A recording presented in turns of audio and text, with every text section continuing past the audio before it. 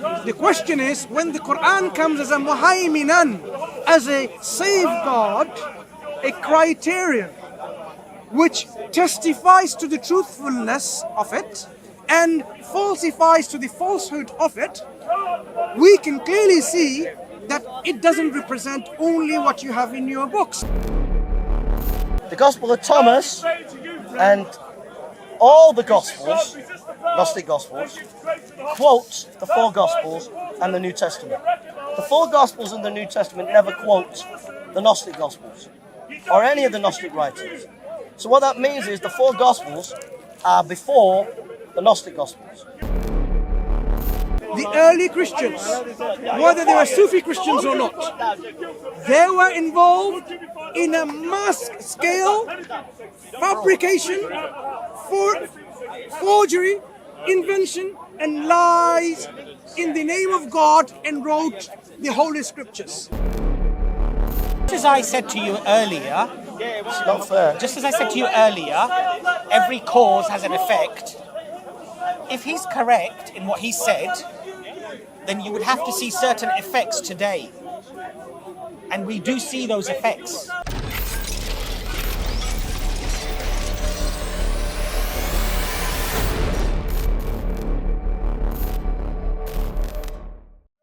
There are 49 historical Gospels. Hold on, Michael. Let me deal with this. 'Cause I know. We are talking about Just let me deal with this. historical writings which presents to us where a particular religious figure called Jesus Christ was preaching a particular message. Quran says there was a person called Christ, Jesus, Isa ibn Maryam, Al-Masih, Isa ibn Maryam, that Allah gave him the revelation which he preached to the people. Now, this we can see in the historical record. There are lots of claims about this particular message by that particular person. 49 Gospels, right? 49 Gospels. You have 4 of them in your book. So when we compare those messages, which claims to be preached, spoken, taught by this historical Jesus, the question is, when the Quran comes as a muhaiminan, as a safeguard, a criterion, which testifies to the truthfulness of it and falsifies to the falsehood of it, we can clearly see that it doesn't represent only what you have in your books, because there are a plethora of writings and traditions which claims to be the teaching of Christ. So you cannot single-handedly claim what I have is the Injil of Jesus. Because the canon was closed by 90 AD, so these writings that you're talking about sound more likely to be written after Christ, maybe in the 2nd, 3rd century. Forgery, is So it? they cannot be verified to the time of Christ. Did they- That would be Can my I answer response to Did that. they make forgery in the name of God? Can I answer that? Gnostics were people who could not accept the fact that there were no stories written about Were they Jesus Christians? as a young boy. Were they Christians? Were the Gnostics Can Christians? I- Give the brother a chance. Yeah, he knows more about I've the read them. Gnostics I've than read I all do. most of them. Let's give him a Yeah? chance to Right. The Gnostic Gospels. There was 3 types. There was philosophy, like Stoicism. There was a mysticism, like was from the Middle East, saying we have the mystery, and then there was like ethical kind of writings trying to show that you could do good deeds. Those were like the 3 types, right? The Gospel of Thomas and all the Gospels, Gnostic Gospels, quote the 4 Gospels and the New Testament.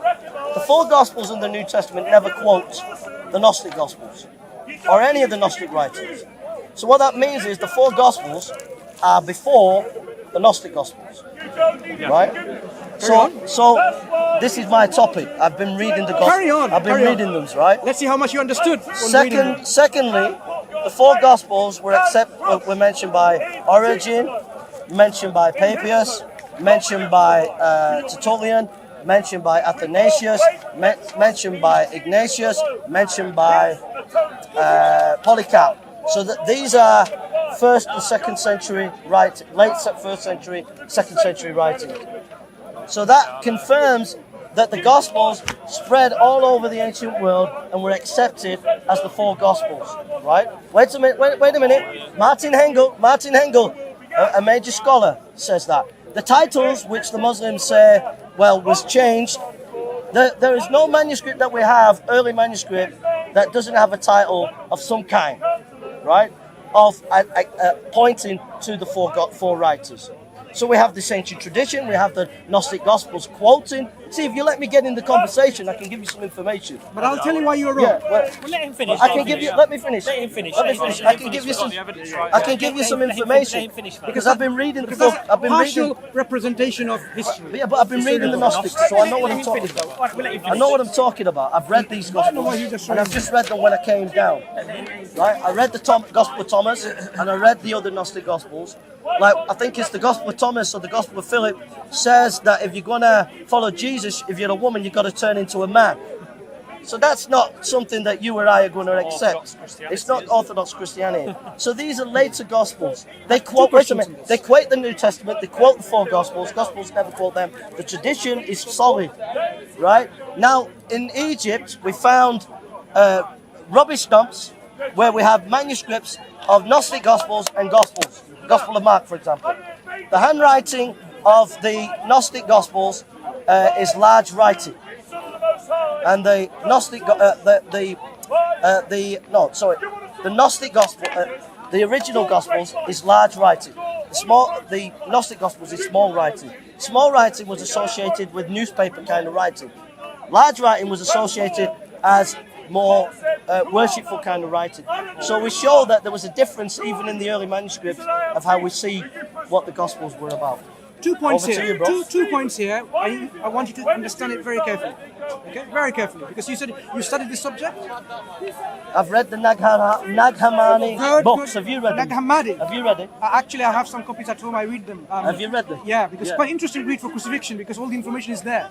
I've read the Nag Hammadi as well. A lot of people didn't. Should have quoted that one. A lot of people didn't believe in the crucifixion. So we're both on the same path. 2 people. No, that goes in with my understanding. He was correct. picking something obscure Right. then. So here he it might is. have read this. Oh, you Now- have? Oh, God. Go on then. Here it is. If you read the Gospel of Luke, which somehow you've overlooked, you seem to think there was only the 4 writers. What does Luke say? For as many have undertaken. Now I don't want to misquote it. Let's open up Luke, the very first verse of his book. Do you have a Bible? Do you have a Bible? Yes, I will show you. I'll show you where your research is very lacking and deficient, because your gospel itself It's a bit battered. doesn't matter. Doesn't matter. I'll look after your Bible. It's well read, that's why. Yeah, that's it. Yeah, it is. Actually. Now, This is the topic I here, studied as well when I came down. good. So we've Remember, got- he said 4 Gospels, right? Yeah. 4 Gospels. Look how Luke contradicts you. Go on. Inasmuch as many have taken in hand to set in order a narrative of those things which have been fulfilled among us, just as those who from the beginning were eyewitnesses and ministers of the word delivered them to us, it seemed good to me also, having had perfect understanding of all things from the very first, to write to you an orderly account, most excellent Theophilus, that you may know the certainty of those things in which you were instructed. My point here is this. Luke is clearly telling you in black and white. It is not the 4 Gospels. Many people, for us, that's many. He's an eyewitness. Slow down. Hear my key point. Many people have undertaken to set in order narratives. They were not just only reciting. They were actually giving in order narratives. So if you go from your scholarly research, you will see that there were lots of texts being written. Yes. Luke is a competitor of all those texts. So not 4, there are many according to Luke's own statement.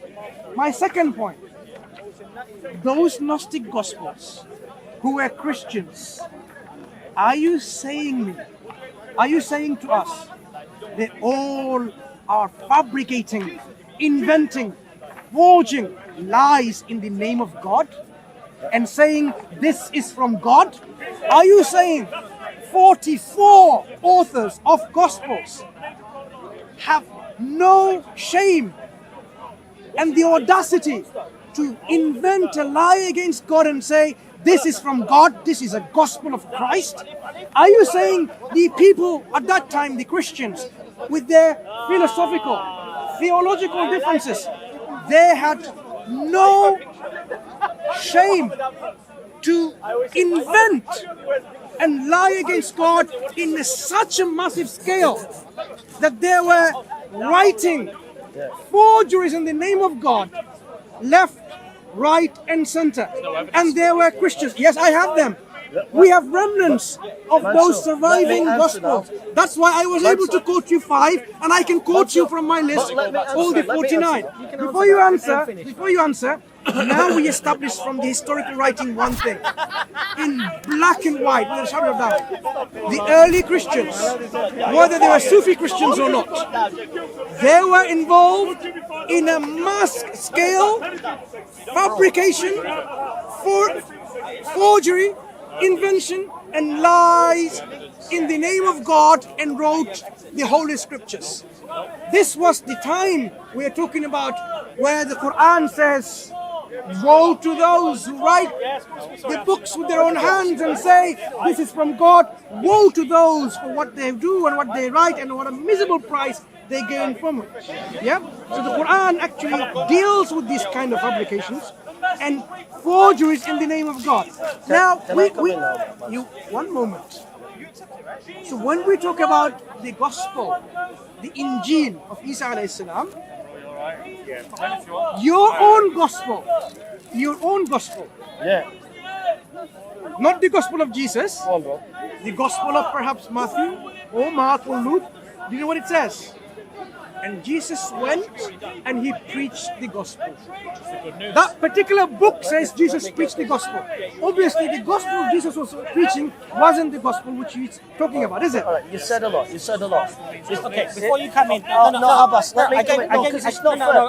I will do. No, it's not fair. I've got to respond Let me to just that. say one thing no, to you. Abbas, let me mention. Let me just give you one. Because the audience should listen to what we say. I understand. And they'll lose that. I promise to Abbas, you. I gave you a long chance to speak. But he spoke. I know, but let me just finish off But I've read these now. I understand. And I can answer what he's saying. You can do, and I'll give you 5 minutes if you want. Okay? Yeah, but you're putting me off because I'm not. He said you know what he said. No, I can't remember everything. If okay. you butt in now. I'm going to give you a very, very short completion of what he just said. That's not fair. Just as I said to you earlier. It's not fair. Just as I said to you earlier, every cause has an effect.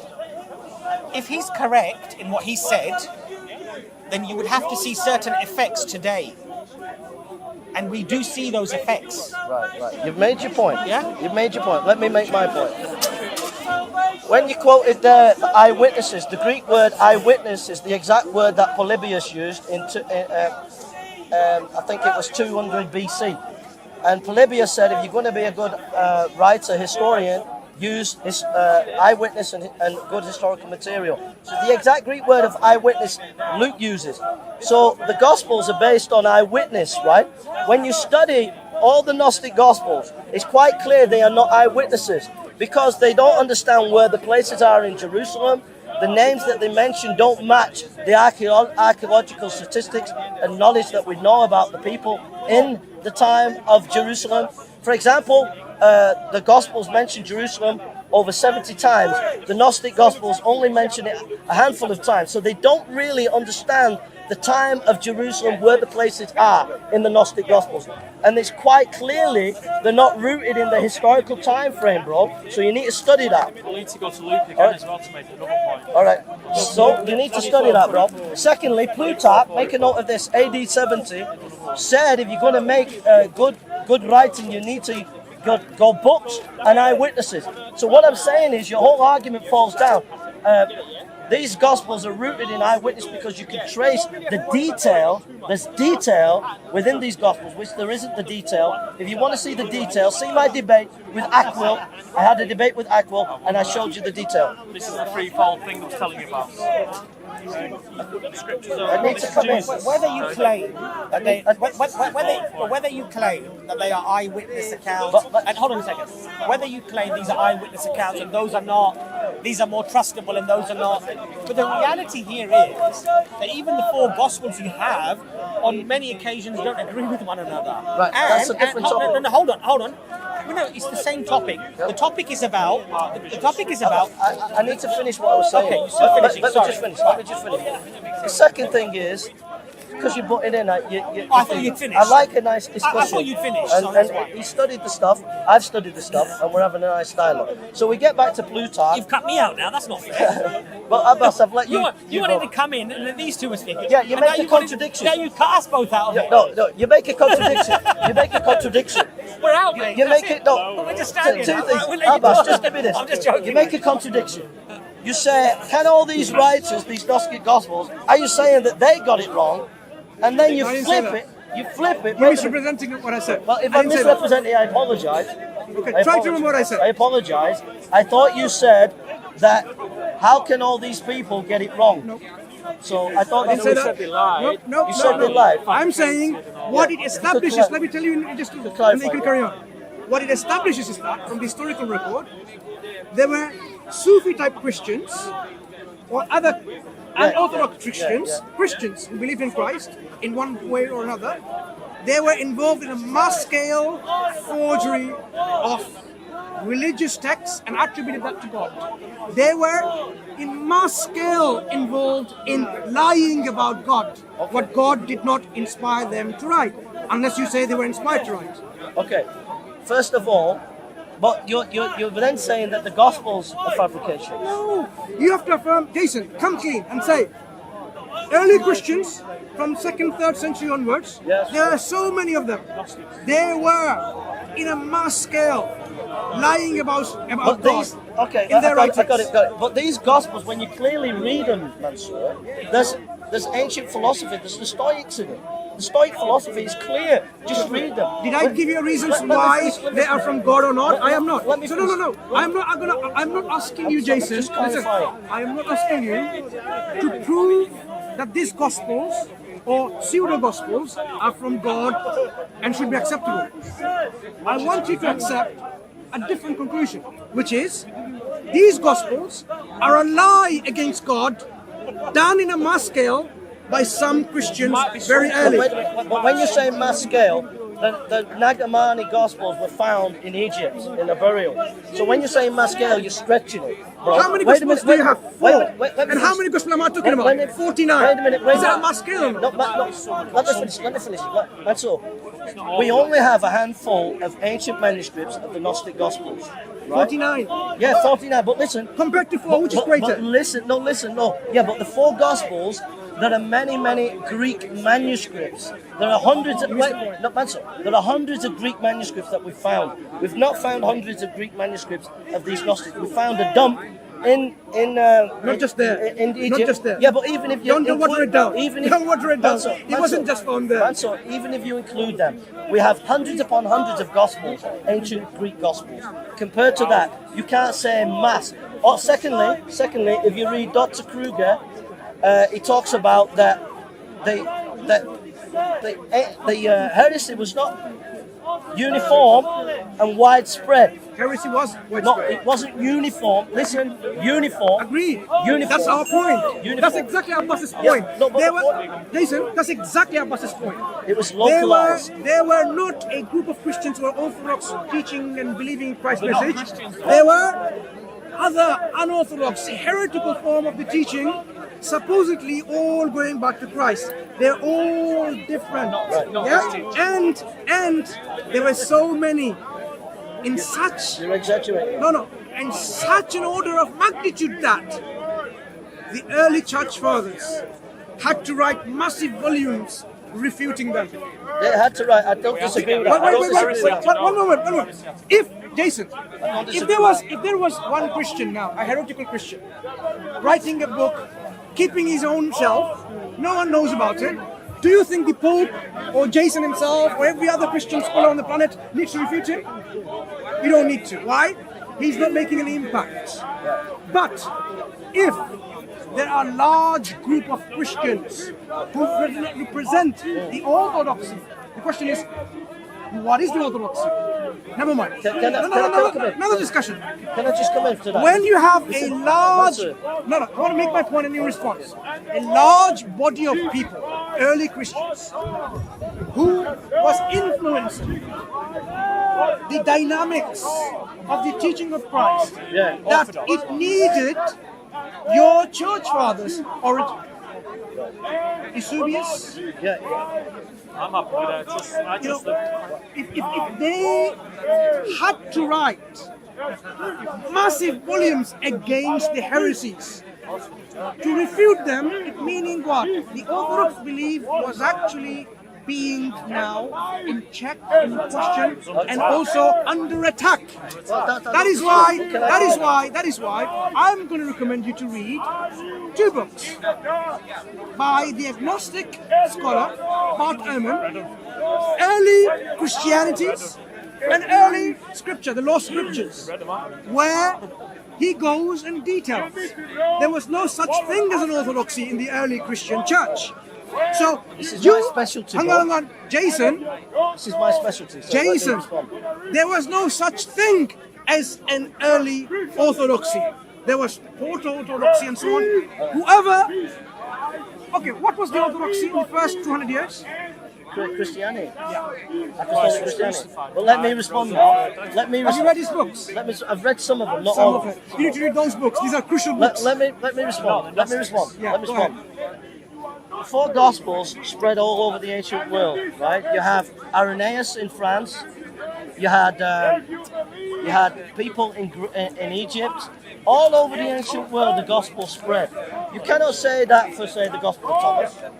You can't say that that Gospel was spread all over the ancient world. Irenaeus wrote attacks on the Gnostic Gospels. Yes, there was a Gnostic Gospel. But like I said, I come back to the manuscript evidence. It's a good point you made about Irenaeus. But the manuscript evidence is we have hundreds and hundreds of Gospels in Greek. We only, whether we have from third century, yeah. Very late. Yeah, That's the problem. Let me finish, mate. I'm being honest with you and dialogue with you. But what we do have is we do know from the tradition, which you're quoting about Irenaeus, is that Irenaeus was in France. Tertullian, he was African, yeah? So we know that the Gospels, the four Gospels, were being widely used all across the ancient world. You cannot say that for definite concerning the Gospel of Thomas. No one read it? Wait a minute. No, the manuscript evidence, you can't say in the tradition or in the text that we have. Let me finish. Mansur, let me Did a finish. group of people Mansur. read the Gospel of Thomas and consider it to be scripture? Mansur, I'll answer that, but let me finish.